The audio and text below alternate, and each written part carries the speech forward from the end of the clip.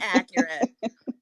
We are watching an episode titled The Punishment Room, and I wasn't there last night because I didn't want to be spoiled, but I did drop in for the beginning, and I heard, I believe it was Hunter, um, theorizing that we are going to like find out that Midge has a red room. So I'm very excited for this episode. It sounds like it's going to be a fun one.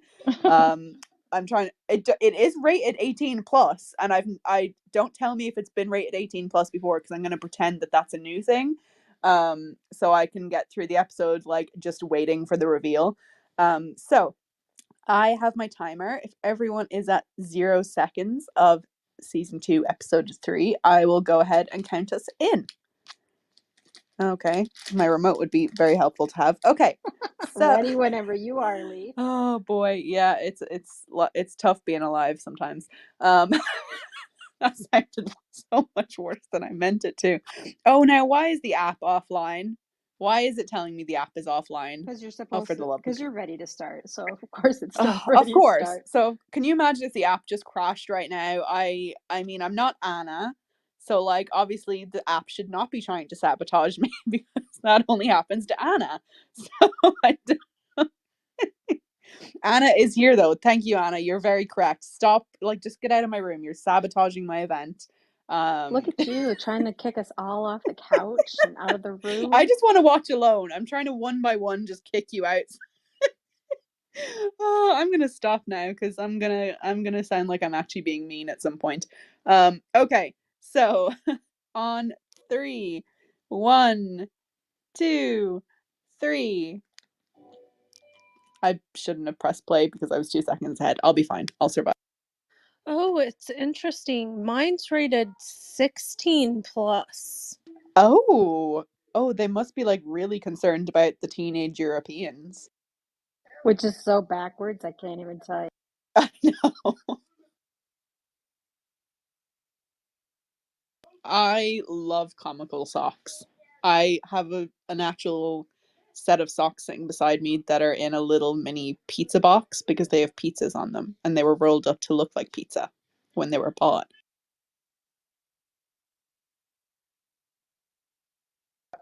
You didn't try and eat them, did you? I was tempted. They looked good. Like the yellow looked really cheesy.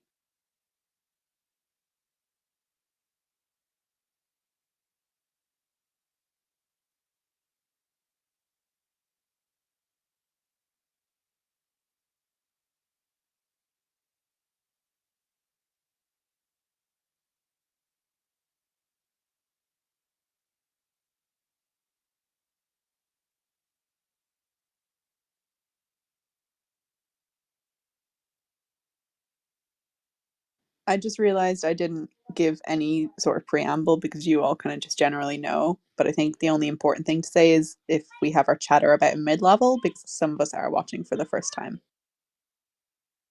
She said a word.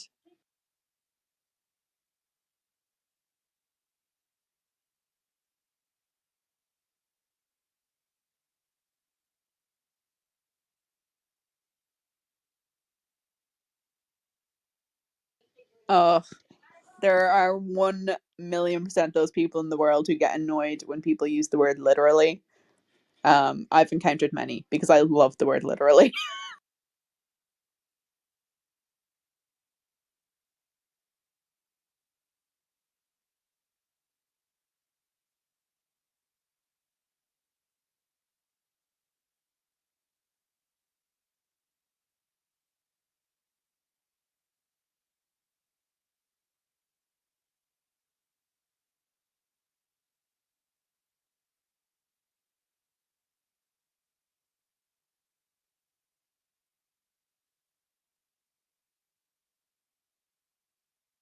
Oh, is Midge in trouble? Oh, did someone find out about her interview or something?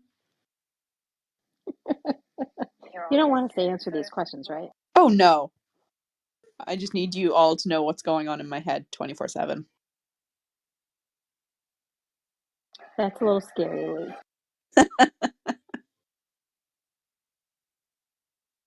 Hi, Jen. We are at 3 minutes and 8 seconds if you would like to join us.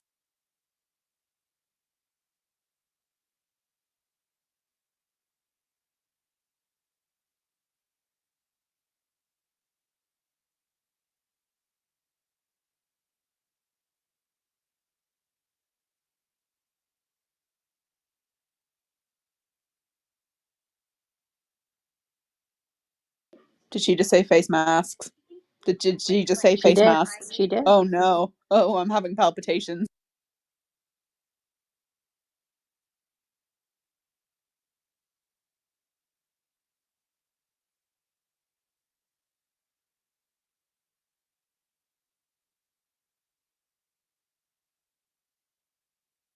Hi, Erin.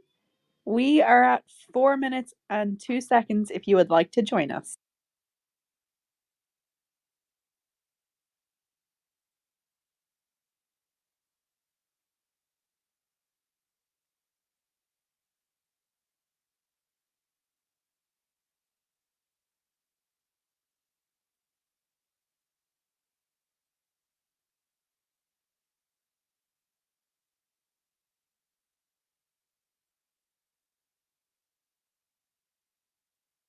Aw, doggy.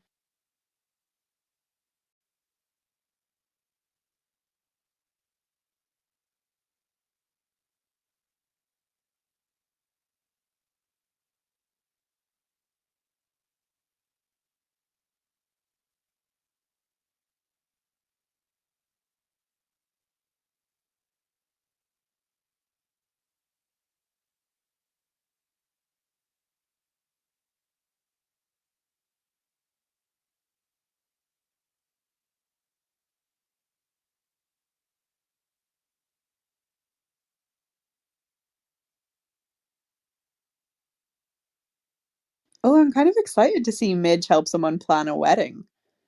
Like, that's very her. I'm very excited. Is that a bank? It is. I want to live there. Too much cleaning. Too many windows. Oh, that's very true. A lot of dusting. I want to win the lottery and then live there and have someone clean the windows for me. I like to imagine that Diana Banks at a place like that. I definitely think there are still buildings that may have been banks. There definitely are. I'll say that. Like, that they've been turned into other things now that banking has gone like differently. Like banks are set up differently structurally now. Um and you usually see banks on like especially in New York, like you see them on like random corners or random places because they're really the only institutions that have the rent money to like you'll be like, oh, I loved this deli and now it's a bank, because that's just kind of how it is in New York. But like I've definitely seen buildings like this that are turned into something else because this sort of real estate for banking is just not necessary anymore. So you don't bank at a bank like this, Diana? No, I do not. But if you think about it, like who actually goes into a bank to sit down and speak to someone unless you're like buying a house? You know what I mean? Like it's just not like people don't use tellers or anything like that in the way that they used to. Like it's just a lot of it's online. There's lots of kiosks. I like overwhelmingly it's just an obsolete function to have a big building like that. I was just trying to think when the last time I stepped foot inside my bank was. Like 4 years ago, Yeah, maybe? I like when I was buying an apartment, that's the last time I sat down with someone at a Yeah, bank. the last time I got a loan, which was a few years ago. So yeah, you're correct. I changed my address and went to the bank, and the woman I talked to, she was like, "Why did you come here to tell me that? You could just written." Then I felt like, Why are you making me work? I went in to close my equity links. I had to actually sign some paperwork, so I had to go in to do that. I I can't was believe you in guys 20. interrupted those poor people's coffee breaks. Well, gotta do that once in a while.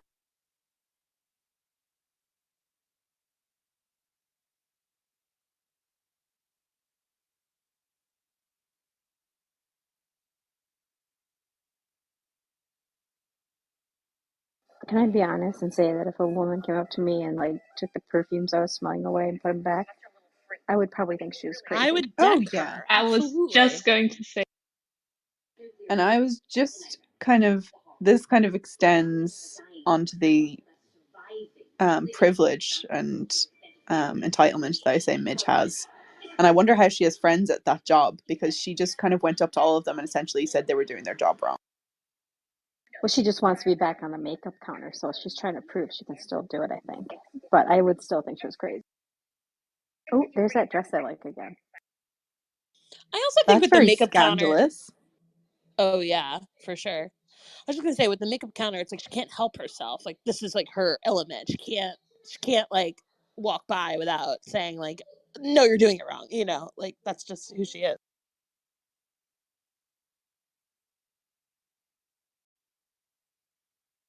Oh, I like this dress.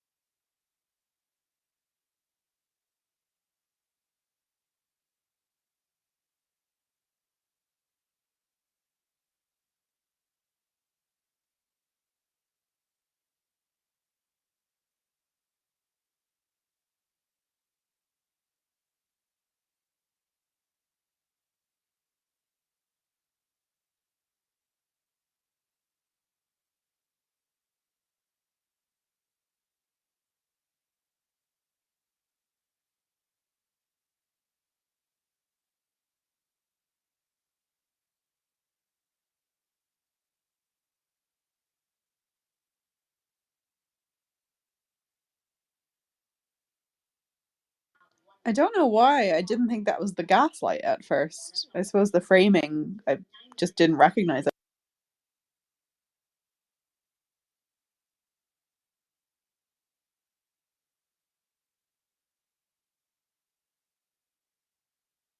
23rd is not Midtown.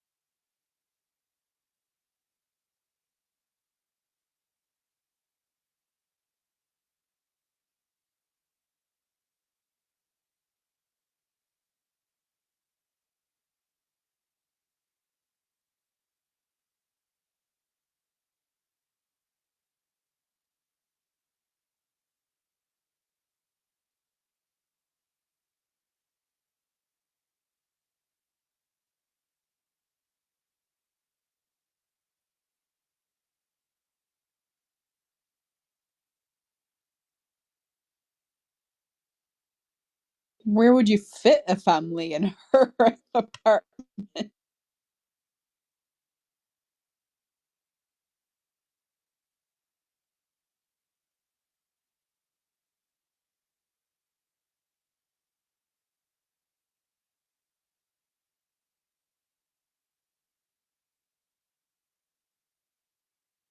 Oh my god.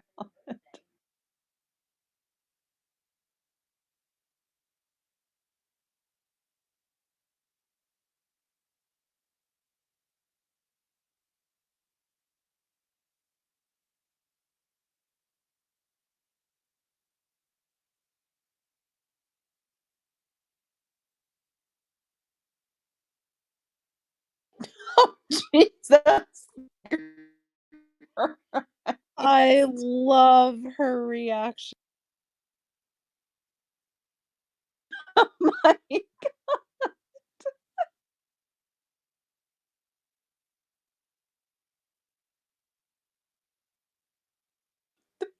woman.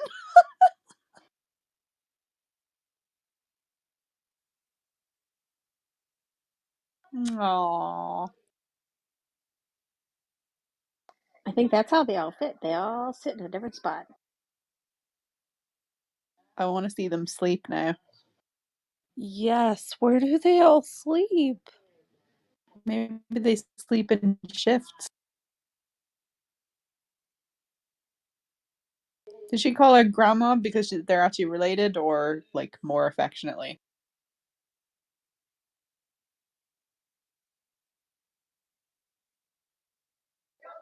I don't think they're related.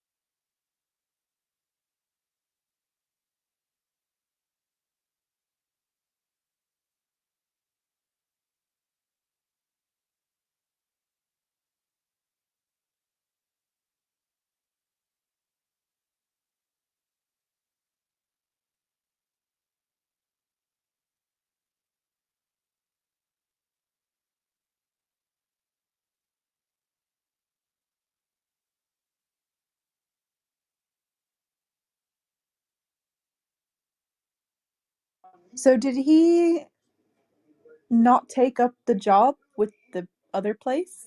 Because he's still a professor. He's doing both. Oh, okay, fair enough.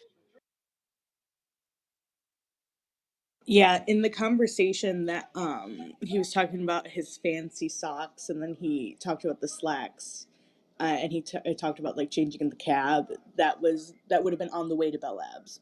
Perfect. Thank you, They dress more guys. eclectic. He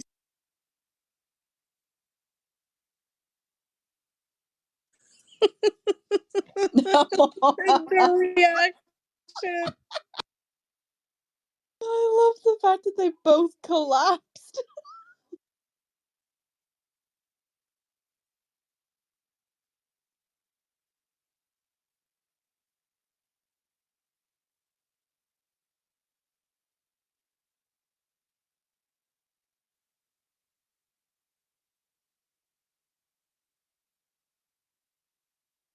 They're traumatized.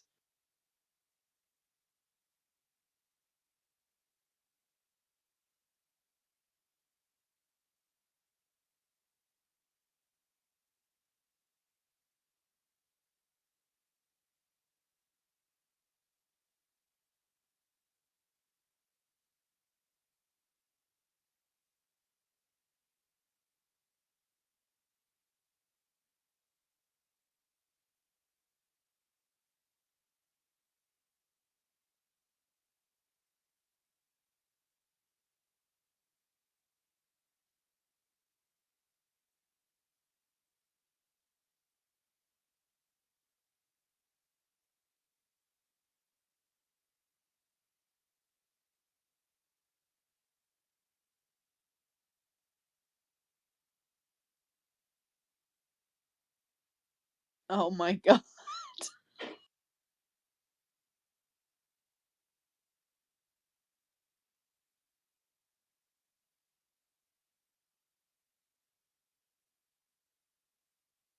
A gentleman caller.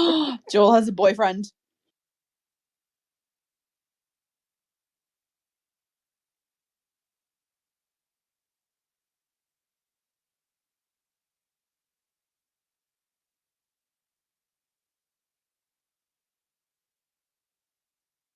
I think it's safe to assume in New York they always go up. Are there many places in the world where prices go down over the course of 10 years? Well, they fluctuate, they go up and down, but New York seems to be one of those few places where it's always going to go up if something becomes available.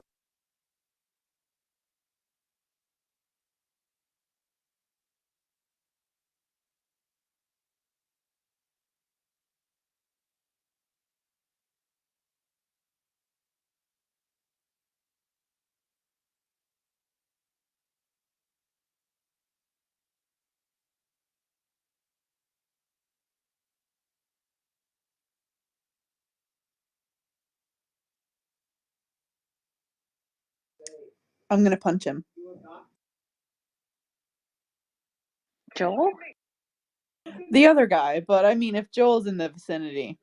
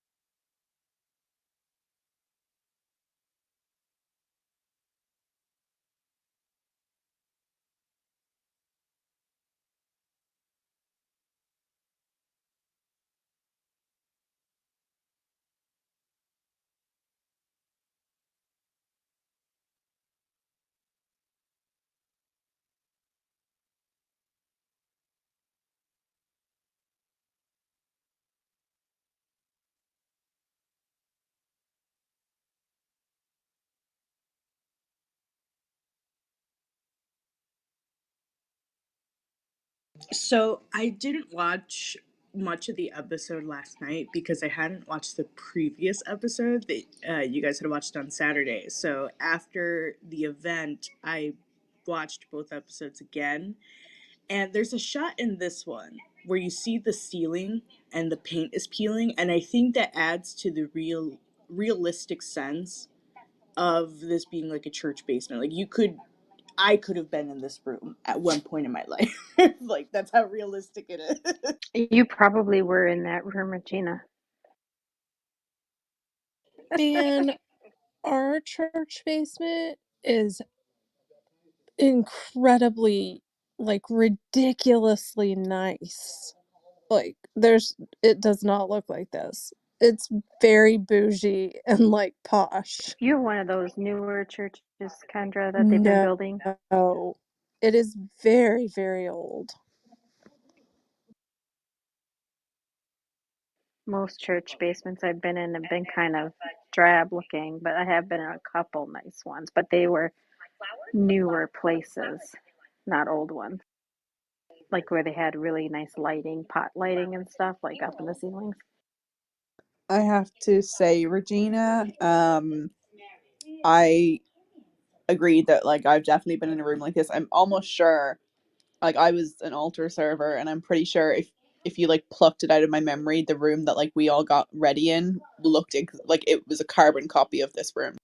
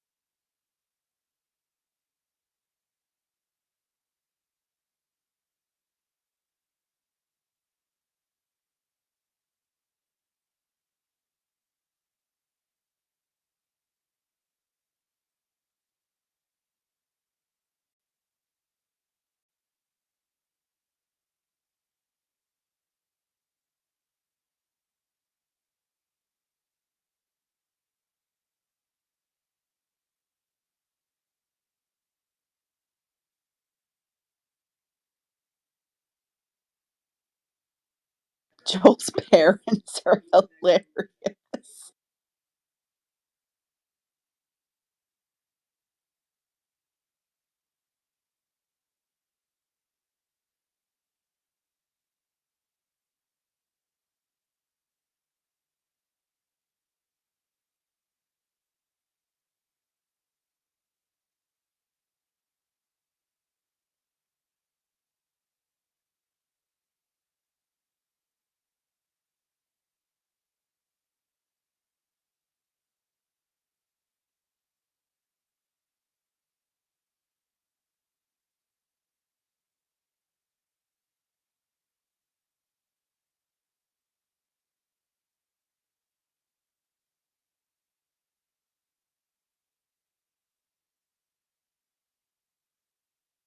You see, I know like there's some people rooting for them to get back together, some people to not. I'll get more into this afterwards, but I just really like them as co-parents. I I think agree. yeah, they could be a really great co-parenting team. That like we talked about it last night, but they feel very healthy in this episode. Yes. I agree.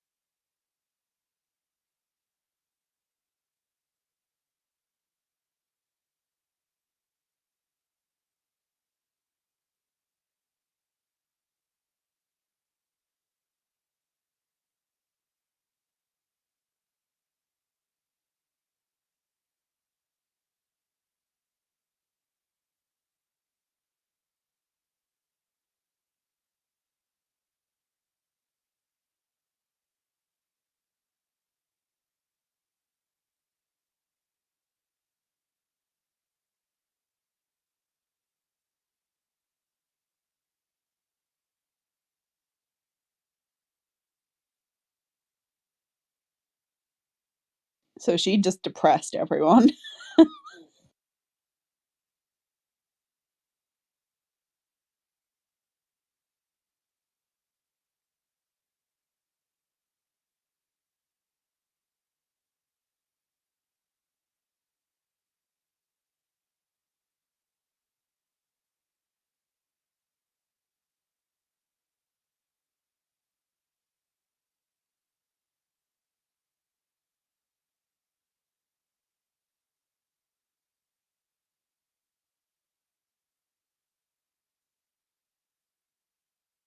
My God. So Susie has more than one enemy, is what I'm hearing. It's just business.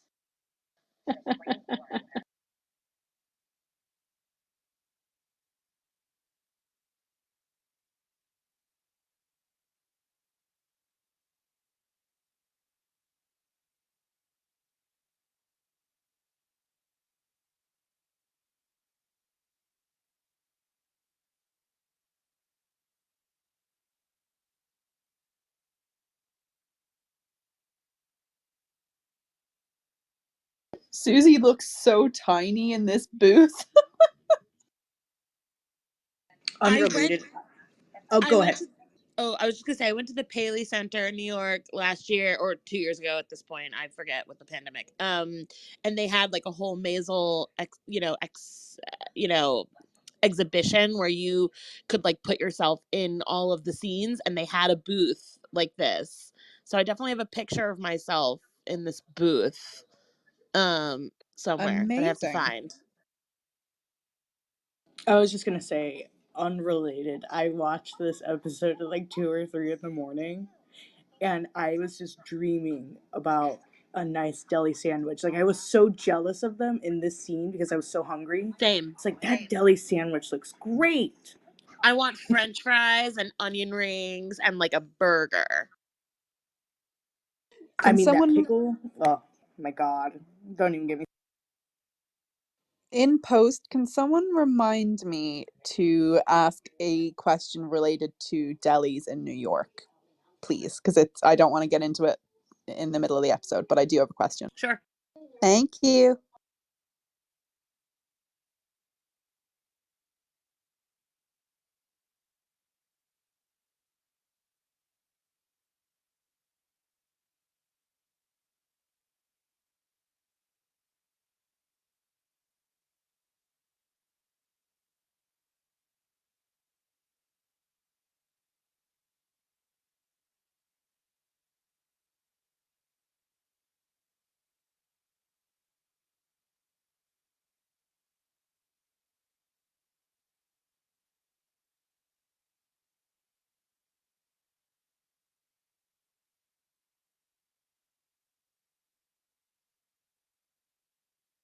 Roughly how much would $46 be today?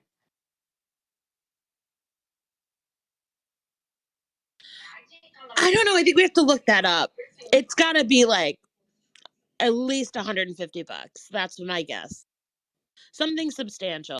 Yeah, definitely. I'm getting that from context. I was just very curious.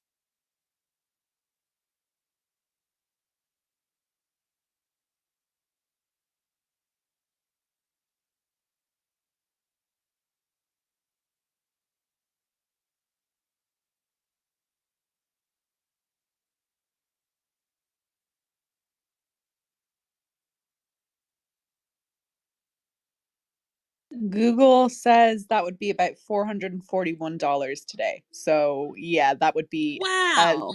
yeah, that would hurt. Yeah, I just Googled it as well. Holy cow. Holy cow, I was so off. Like, wow. But even $150 would have hurt. But wow, yeah, that ouch.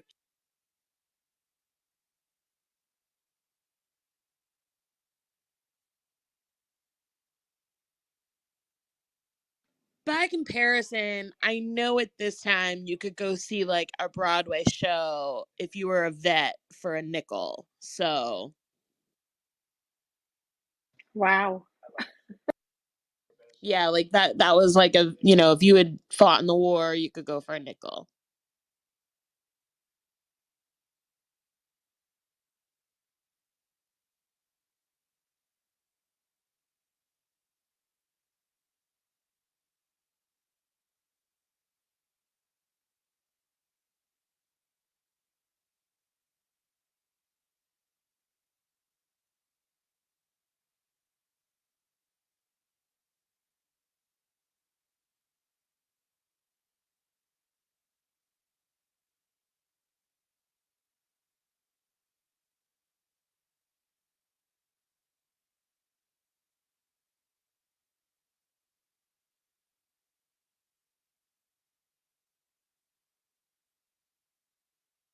She's not gonna perform at the wedding, is she?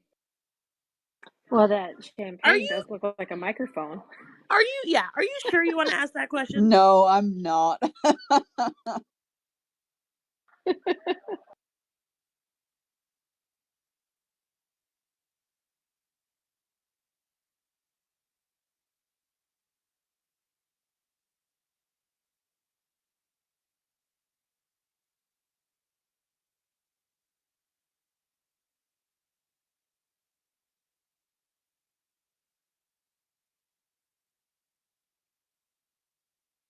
It's the getting up on the chair for me that I'm out. Oh boy.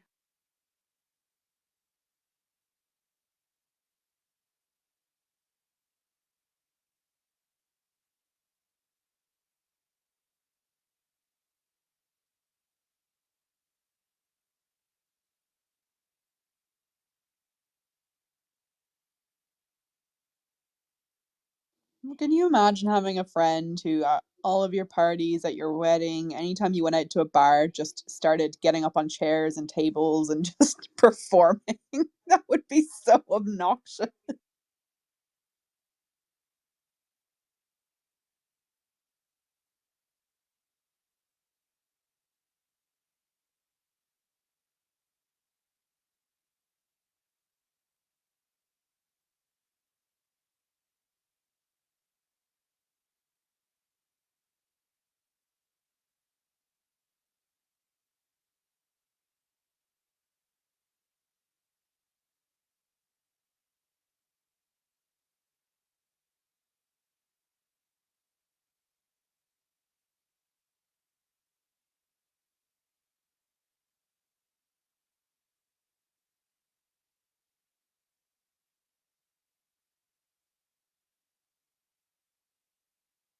It wasn't an audience. You were at a wedding.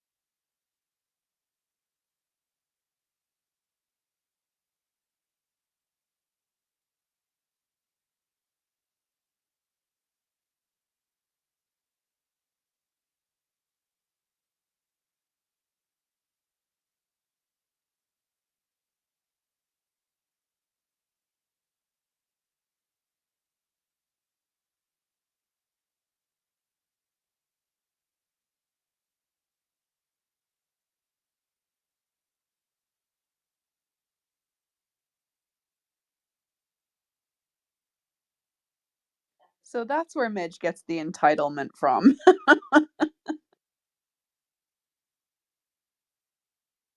That was a very funny and cute scene, I will say. That was just funny.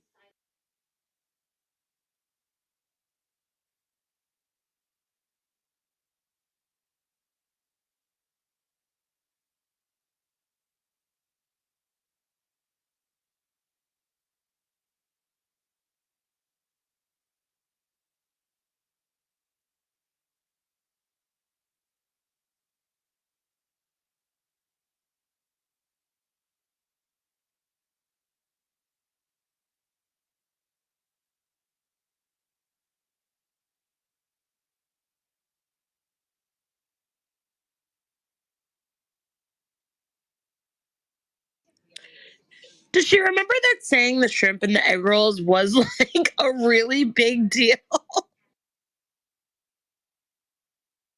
Yeah, Not to everyone got her up and like rioted, right? Yes, like her father got into a fight. Like it wasn't small. And wasn't that like why the rabbi? Is that Yeah. the correct term? That's Yeah, why like he hadn't wouldn't. like that's why they Yeah, were in his bad graces for 4 years. Also, did you catch Luigi TV? Because that's just that was hilarious. very funny.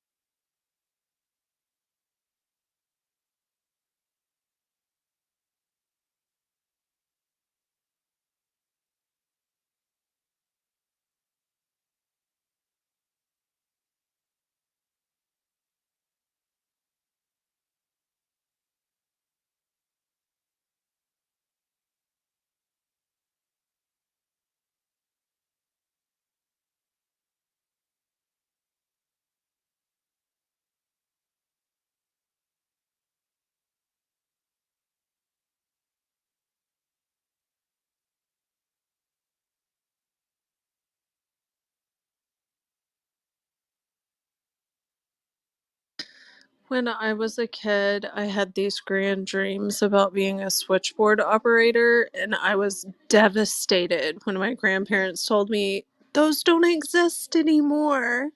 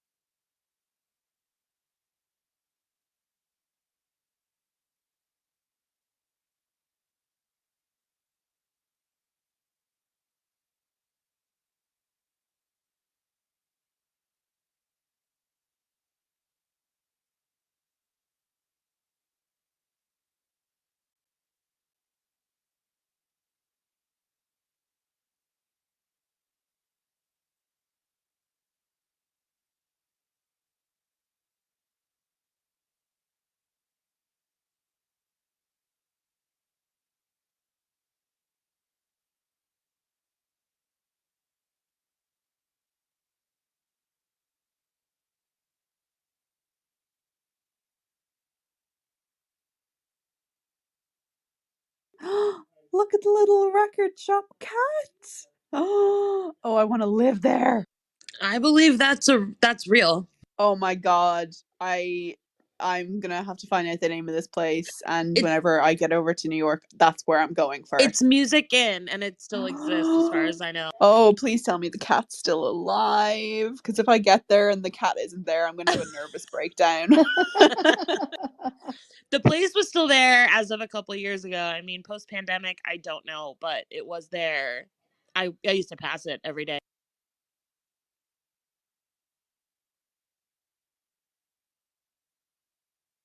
Music in World Instruments, Diana? Possibly it's on West 4th Street.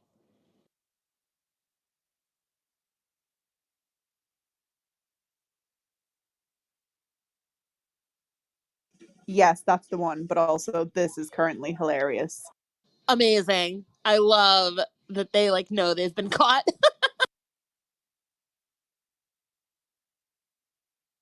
Yeah, I'd she must like because they're making money off of her client and she can't even pay her phone bill. Yep, or potentially. And like, it's funny because John was like, "Wait, does she not know that it's been recorded?" But like, it took me at least like a second to be like, "Oh yeah, no one knows this recording exists except Joel, and he hasn't told anyone. Like, he just got mad about it, you know." Oh boy. I was wondering that And how that was going to Archie, come right? back around because that's a big Archie is the deal. only other person who knows besides Joel, right? Of the recording because he was there with him when they were at the store, right? Yes, I believe you are absolutely correct. Okay. Ooh, so that was an interesting episode. I still my skin still feels like it's gonna fall off from the secondhand embarrassment of that wedding scene. I just like that's I comment on it almost every episode, just other than her like paid performances where she's scheduled to go on, the fact that most episodes she finds some way to just perform to people who have not asked her to perform. But to go someone's wedding where they just said, "Oh, thank you for helping me organize," she's like, "You know what? This is the perfect time for a comedy set." It's, you know, we and it's a good I think it's good to talk about it again because we talked about this a lot last night about how that shtick is getting a tad bit old for the show, you know. So what are your thoughts? Oh, absolutely. I do get that. mm, to an extent they have to do things like that because she's not an established artist yet. She is not getting regular paid gigs. She hasn't even technically come out as being a comedian. So I do get that they have to find ways to include her performing comedy because that's the whole concept, right? That she is a comedian, but she's not supposed to be. So she has to find all these kind of quirky ways to do it. But it doesn't land with me. And like you said, we're in season 2 now. That was episode 3. It's getting very tired very quickly. And I can't remember which episode it happened in. I think it was when she last no, I do know. She bombed last season. Um and she was annoyed because the audience didn't like her because she wasn't reading the room. And I kind of took that and I was like, "Oh, I hope she uses that to kind of reflect on just in general how she acts." But it just doesn't seem that she's learned that it's not how it works. Like one line in particular afterwards when she was consoling her friend, like, "Oh, how could I have known? Like you were pregnant. I'm sorry." She said, "Oh, I didn't like can't remember the words, but she said she used the word audience. She's like, "Oh, I didn't read the audience or it wasn't the right audience." That's her issue. She is looking at the world and going, "You are my audience. It doesn't matter who you are, where we are. I am the main character." It is like, I know she's the main character in the show, but if Yes, we take her as a real person, she has serious main character syndrome where she's just like, "Yep, this is my world. You're all living. It's Avril Lavigne's world, and we're just living in it. I Except it's Midge Maisel's world, and we're just living in it." I love the main charactering. She's main charactering all the time. Like I love that. That's hilarious because there are people that do that, you know? Like One that makes so much million sense. percent. I know a few of them, and the air, like in the room, just leaves whenever they're there. And that's what I meant when I Right. said, like, imagine being her friend. You couldn't even go to a bar with her because she's going to get up on a chair and perform. Like, She takes somebody giving her a genuine thank you for helping as the indicator to say she can stand up and do a comedy show. That's just weird to me. Like, just accept the thanks and sit back down. I would be But genuinely floored if there was a moment like that where someone said, "Oh, look at Midge, isn't she wonderful? Thank you, Midge." And Midge went, "Thank you for saying that." And then it just panned away from Midge. Yeah, like wouldn't even happen. Sarah, what do you think? I just wanted to say, to me, it felt like the scene was very forced.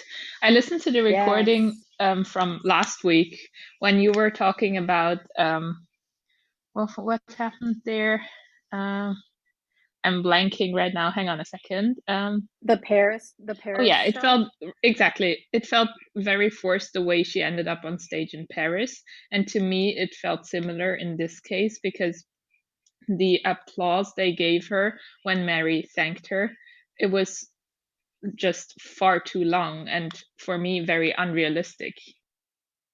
Well, and the key difference is that in Paris, she kills for no apparent reason. Like, it absolutely works, and it's kind of frustrating.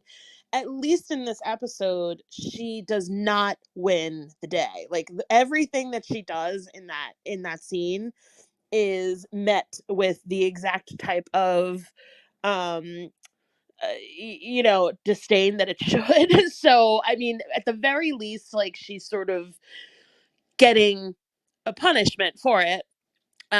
So that's good, but I also think that should have happened in Paris. Like, that absolutely should have happened in Paris too. Oh, Absolutely. oh, And Diana, sorry, Lee, I just want since Diana said punish, it reminded me. How can we explain to Lee what we were talking about, the punishment room aspect of the show Yeah. from yesterday? Yeah, we were talking about how, like, all of the, like, everyone's in a punishment room in this episode. Like, it's not just the basement of the church, but, like, Joel's living situation, he's in his childhood bedroom, which is a punishment room. Midge is in the coat closet, which is like a punishment room. All sorts of punishment rooms are going on. Abe and Rose were in the penis room. Oh, and also, like the dean's office, right? Like, I mean, like, quite literally punishment room. Yeah, and I was actually gonna say, I suppose similarly is that she technically got them out, right? The wedding, she got them out of the punishment room into what she considered to be a better room, and that ended up being her punishment room, which I thought was just She a made it a very subtle. punishment room for the bride. Yeah, she did. The poor woman is just sitting Oh my upstairs in god. the pews crying. I was gonna ask because I Oh, know we kind of shifted away from this conversation, but I was gonna ask you guys: do you think after this instance of Midge main charactering and bombing, essentially, and embarrassing Mary, and seeing how much she hurt her, will she learn to read a room from here on out, no. or will she continue to? No. I guys, No. I'm worrying that I don't like Midge. I I I know we're only in season 2, so it's still early days. So hopefully, Regina, I would love that. I would love her Ideally, I to. would love that as well. So I wanted to ask like what other people thought. Realistically, I think the answer is no.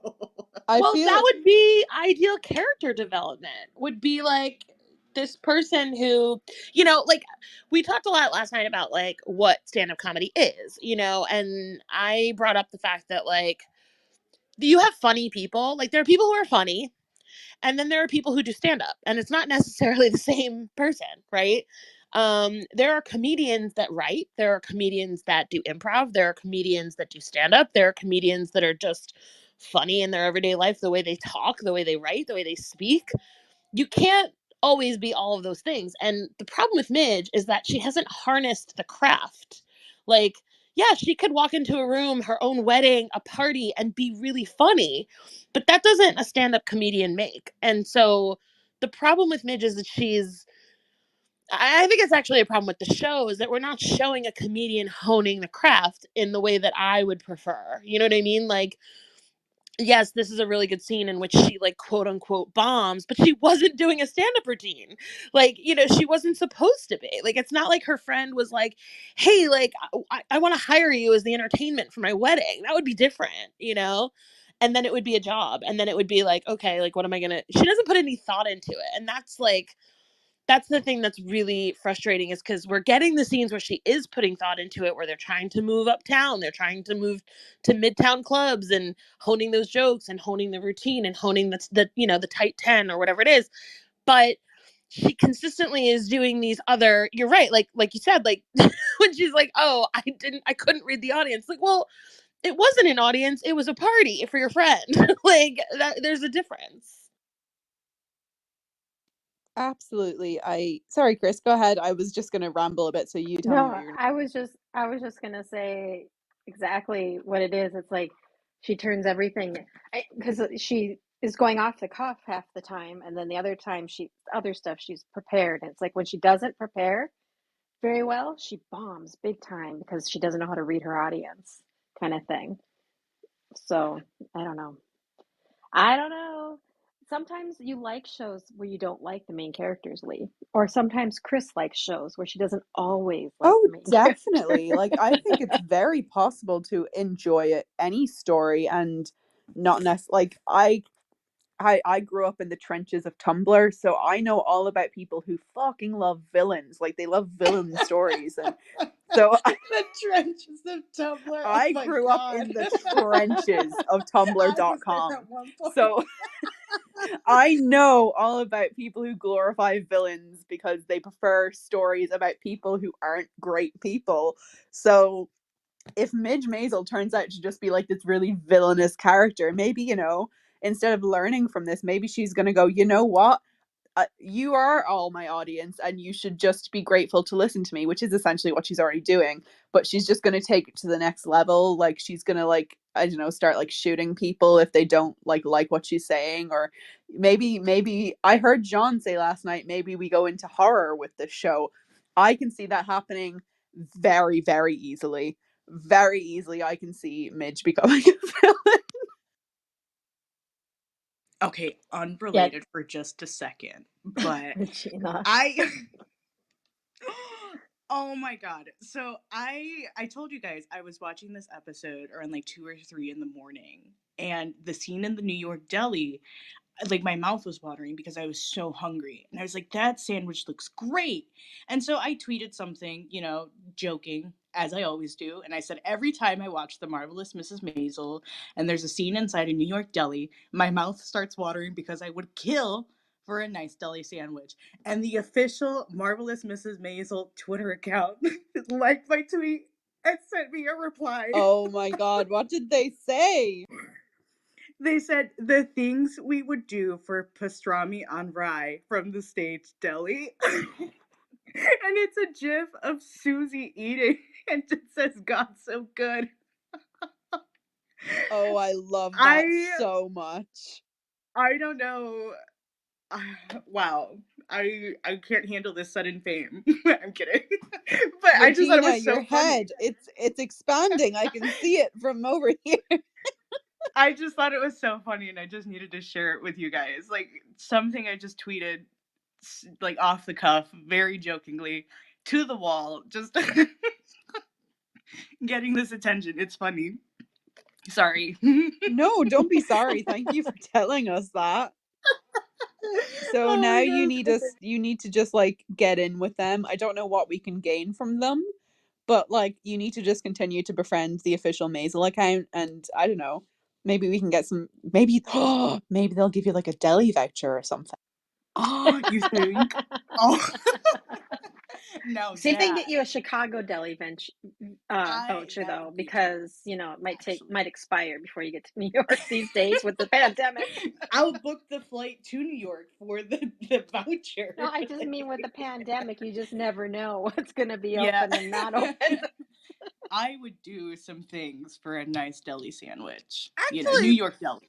it would be a I would. great marketing tactic for Maisel to like do some sort of delis all over the country, like, promotion, because when Year in the Life came out here in the US, like they did, or maybe it was just New York, I don't know, but they did do like a Luke's Diner like coffee, like free coffee situation where like lots of different coffee shops and delis and stuff all over the place like gave out um free coffee, but like with a little sleeve on it that had like Luke's on it, and it was a promotion for A Year in the Life. It was really interesting.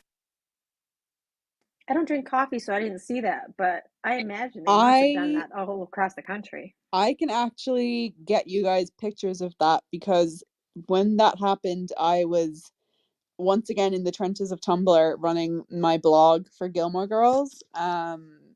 And I was getting pictures from people from all across the country because each sleeve had a different quote on it. Oh And all of yeah. this, yeah.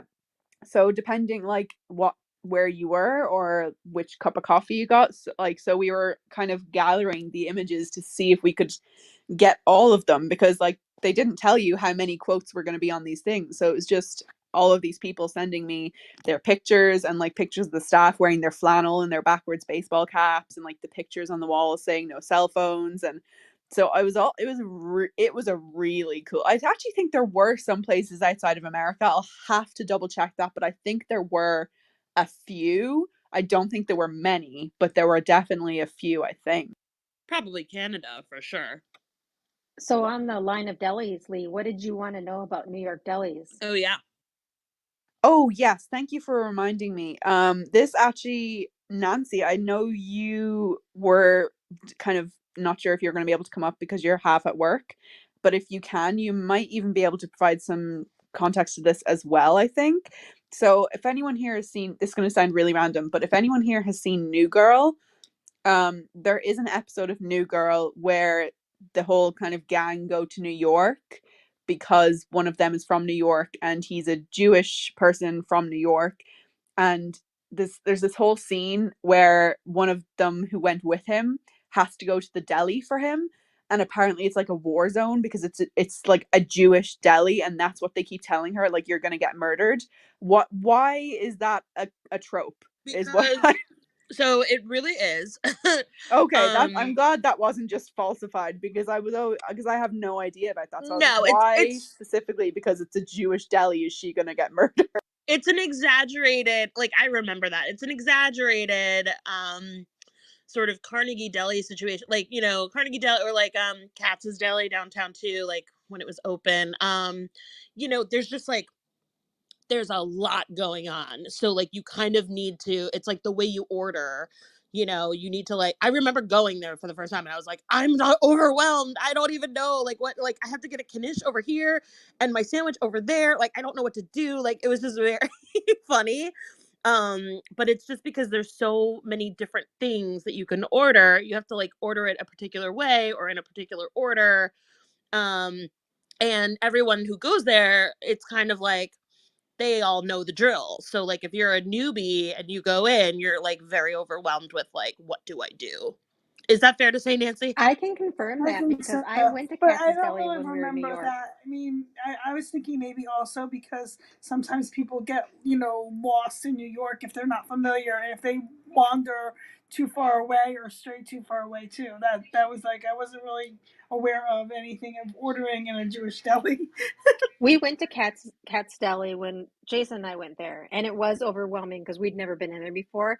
And so we were standing back and we're like trying to figure out what we wanted and where we had to go to get it. And people would just kind of push by you if you weren't moving forward. And sometimes you'd get a look if because we were there, it was kind of busy when we were there. And you could tell that some people were like, what are those two doing? We were just trying to figure out You where were to go. being tourists. Yeah, because we'd never been there before and we didn't realize that that's how their counter worked because it was like literally there were guys like every so many feet and they each had something different that you ordered from them when we were there. That's what it felt like anyway. So it is a little overwhelming, but it was fun to go I to guess it could be and they had good overwhelming food. if you don't know where to stand. I mean, and I think that might be true in any kind of restaurant where you don't know where to go. It could be overwhelming, like anywhere, like if you're not sure of where you are or Yeah, where but you're that going. style of deli, Nancy, is not necessarily common everywhere where they are set up that way. And I Right. understand why they're set up that way because it gets things moving quickly, especially for people who know what they Right. want. And But there's yeah, when you don't know, it's kind of like, I mean, whoa. sometimes too, when I go to even the local bagel shop, it's set up in such a way that you don't even know where to stand. It's the same kind of thing. Yeah, It's just yeah. like, Like, and where's the those actual line? And there's actually seven of them. yeah, no, exactly. And those delis are different than diners. So the stage deli where they are is more of a diner. Whereas like they get like wait service and stuff. You know what I mean? Like whereas the delis yeah, you have to order yourself and you know maybe you sit down and they bring it to your table or you bring it, you know, it's more of a cafeteria in that way. But like a diner, which may be serving the same kind of stuff, you know, like a pastrami or you know like that type of stuff. A diner is more of an all encompassing menu where there's a wait staff. right. And you don't have that problem when you're in a when you're in a Exactly. restaurant. Yeah, because you just go sit down and somebody comes to you. Because that was the other thing. We got our food and then you had to try and figure out a place to sit because there were people everywhere. And sometimes there was no tables and you had to wait for somebody to get up in some of the places we went to. But that one was like that too. They had like one line for takeout only. Like you got a ticket if you were leaving and you got something else if you were staying. And yeah, it was kind of interesting and fun. Thank you Okay. guys for all of that. That was really interesting to listen to and know, I, because like I similar to Maisel, there are times where I'm like, I'm sure that this is very relevant that they're pointing out it's because she's a Jewish woman or because she's from this area or because of like the job she has, whatever. But like I can kind of get from context the general gist.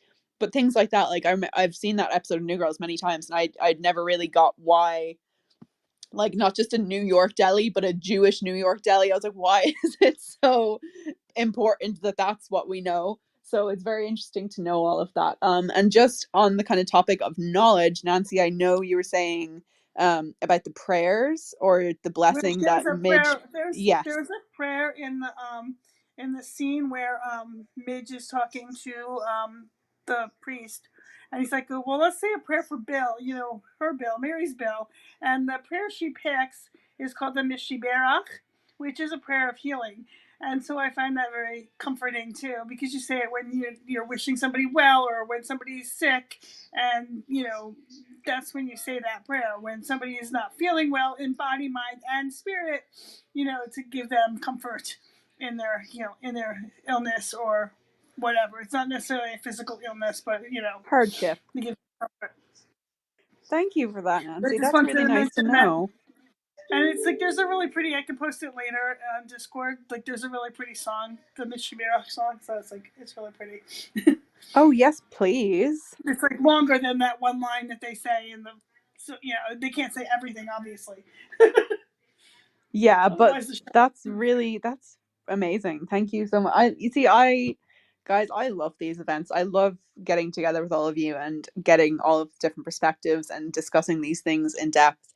Um, One thing I don't want to run over because Erin has an event directly after this, so I do want to keep on time. And there is one other thing that I really want to make sure we discuss before we split for the day. I want to talk about Joel and Midge as co-parents because I very much see that as their healthy future. I don't think they're good as a couple, but I think from especially in this episode, but like from seeing the general kind of attitude, like I'm not Joel's biggest fan. Most folks who have been in a room with me know that, but I've seen how much he cares about making sure Midge has a place for her and the kids. And when he's now looking for a place of his own, it's important to him that it has space for him to have the kids sometimes. And that's like even above paying for his own way in life, he wants to make sure Midge and the kids are taken care of. So I very much appreciate that. And like listening to the way they kind of could casually talk over the phone about like the money and stuff when they weren't just fighting, you know? It's I didn't see that as a romantic moment. I didn't like I just saw it as two people who share a life I for feel better it or worse. interesting though. I feel it interesting though that Joel only usually mentions Ethan and doesn't mention his daughter Oh yeah. She's a baby Esther. still. That's why some men are Yeah, like that. I've met men yeah. like that. They No, but it's acknowledge just their children when they turn 2 and older. It's really weird. yeah, exactly. I don't know if it's because Ethan is a boy and Esther is a girl, or she's still a baby and he doesn't know how to take care of I think it's her. definitely a combination of those two things. Yeah, Because that's what I'm thinking. But it's just like he just when he was looking at the apartment, it's only like, well, there would be room for Ethan. He didn't say anything about Esther. He It's just wouldn't he wouldn't have Esther sleep over because he'd have to change diapers and feed and all that kind of stuff. exactly. Where yeah. Ethan is potty trained and you just to put the food down in front of him and he'll put it in his own mouth kind of Yeah, it's thing, like I a think. little That's how buddy I kind rather of than took a it. kid, like a little Yeah. tiny friend. I Although think he it's did interesting show we Esther and Ethan eating at the table when they were all running around like crazy in the apartment. Yeah, So yeah. I agree with both of you. I definitely think it's no, I don't even know if it's 50-50, but it's definitely a mix of both of those factors. I think especially in the well, not even the time because like there are still parents and fathers who treat daughters as less than now. But I definitely think it's a thing that you fathers favor their sons and the fact that she's a baby who he would have to like actively take care of. I don't think either of those things would be a great interest to him. Yeah, Lee, I thought it was interesting you brought up the non-romantic aspect of it because somebody brought that up last night as well. Like they pointed out that they really like that they have these conversations and do things that have nothing to do with romance. And so it's kind of interesting that you actually pointed that out because I agree. I like them best in this way as well, where they just kind of supporting each other like friends and co-parenting and Right. I mean It she's was still so helping him. platonic, right? And it was so nice. Yeah. That it wasn't like, oh, hey, can you do this for me? And also, are you sure you don't want me back? Like there was no I there was no need for that. I said that last night. I pointed out that like there's zero spark between them in this episode. You know, like it's not like a will they won't they feeling that you get from them. But it's really nice to show on any television show or any media really a an estranged couple that's not estranged. You know what I mean? Like it's such a healthy way of presenting it because your mind always goes to, well, if they're divorced they must hate each other, and like that's just sort Absolutely. of the trope, but it's like it doesn't actually have to be that way, and it actually can be better for everyone if they're not together, and better for them if they're not together. They can actually be friends and coexist, and Absolutely. I thought it was a really good way to show it too in this episode. Now, what I'm going to mention, the actual reference has nothing necessarily to do with Midge, but the concept. I remember being younger and seeing Mrs. Doubtfire for the first time, and as a child who has divorced parents, I'm an adult now, but a child of divorced parents, I should say. That was a weird way to phrase it, but seeing a movie like that where it ended with these two parents who weren't in love, but they knew that for their kids they needed to coexist and help each other and love each other in that way, as someone who is now, until you die, most likely you're going to be linked with because you have these shared creatures to take care of. So that's always been a very powerful story to me, is the idea that parents can just coexist. I love that it's not even a trope because I don't think it's popular enough to be considered a trope, but the opposite of what is a trope of the conflict coming from parents hating each other after divorce or after separation.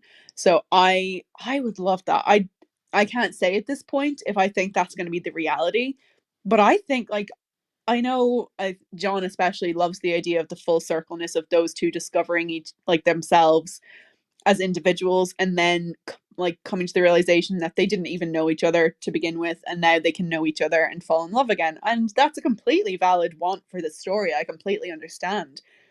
But I think it would be so much fresher, it'd be a lot nicer to see these two parents who can love each other for the sake of their children but not be together.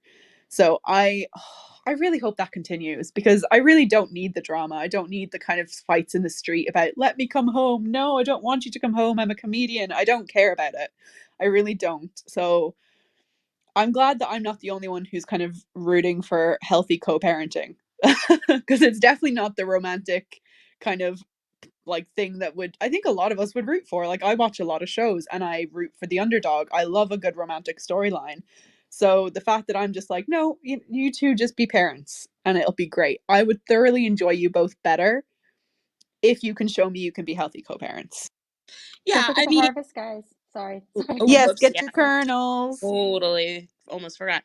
I am, like I said, I'm thoroughly on Team Joel. But Team Joel doesn't mean Team Joel and Maisel, like, or Team Joel and Midge, like, you know, it's kind of like when we had our like Team Jess conversations, right? Like, it doesn't have to be Team Jess and Rory. It could be Team Jess.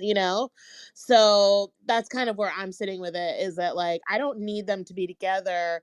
If they're gonna be together, we need Joel to have like, both Joel and Midge to have like some, sort of story arc, for their like finding themselves and like figuring out who they are. And like if at the end of the day they decide to come back together, I'd be fine with that as long as that was the first thing that happened. If they don't, and the characters are taken elsewhere because of the journey that they're on to find out who they are, that's fair too. So I feel like I'm on Team Joel, and I don't want that to mean that I'm on Team Joel falls back in love with Maisel. Like, that's not what it is for me at all. It's more, I want to see like who he is and how he gets through this pretty trying time in his life, and like everything that led up to the decisions, the poor decisions that he made, and how he's going to get out of that quicksand and figure out what to do next. I I get like that. that. Yeah, absolutely. Jinx. No, I do. I like I don't have like I'm not a fan of Midge at the minute. I don't think I particularly like Midge at the minute. So it's definitely no discrimination towards Joel that I'm not a fan of him, because it seems to be a common theme for me anyway. But um I definitely like he seems to be doing his best, and he's trying to pull not only his family that he's created together, but he's trying to help his parents, who are hilariously discombobulated. Like the fact that they go to people's homes and cut holes in the wall to hide their money is just absolutely hysterical. And he's trying to get them back on a better path. So like he's very much trying to help a lot of He's people literally through. just trying to make them legit. Yeah. Like, that's it. Yeah, absolutely. So um yeah, I do I like that she do. wasn't perfect this episode, Lee. Say again. That she failed. I do like that Midge failed again and wasn't perfect all the time, because so often she tells everybody how great she is at everything, and everybody tells her how great she is. Yeah, absolutely. If like as awful as it can feel to watch so many times of her just doing these things without being asked, it would be so much worse if she never did badly, if she never had consequences. So it definitely, and that's probably, I would argue, an even bigger consequence than when she bombed one of her shows because she didn't read the audience, because this is personal. She's upset her friends now. She's outed one of her friends as being pregnant to everyone she knows. So hopefully that will hit her a bit harder than just one audience not really liking her that much, because they were an audience. They weren't just random people at a party.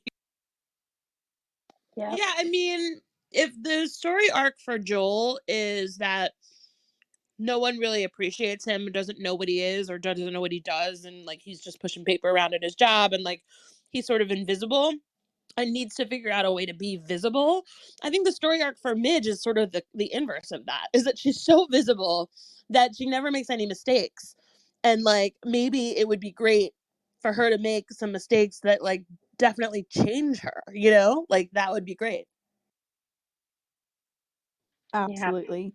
Guys, I am gonna close up because Erin has an event right now. So I greatly appreciate you all coming. As always, wonderful discussion. Thank you all for bringing your perspectives and your knowledge and teaching me things that I didn't know before today. So I will always be very grateful for that, and just in Thanks for general hosting. giggling away. We laugh a lot watching these, which is Yeah. it's always fun. So thank you all. Enjoy the rest of your day, and I'll see you over at Erin's event. See you later. Enjoy the Thanks Cowboy for Bebop. I hosting. haven't been watching, so Thanks. I won't be there. Of Bye. course. Oh, and I'm glad you enjoyed your lunch break, Chris. Bye. Thank you. Bye.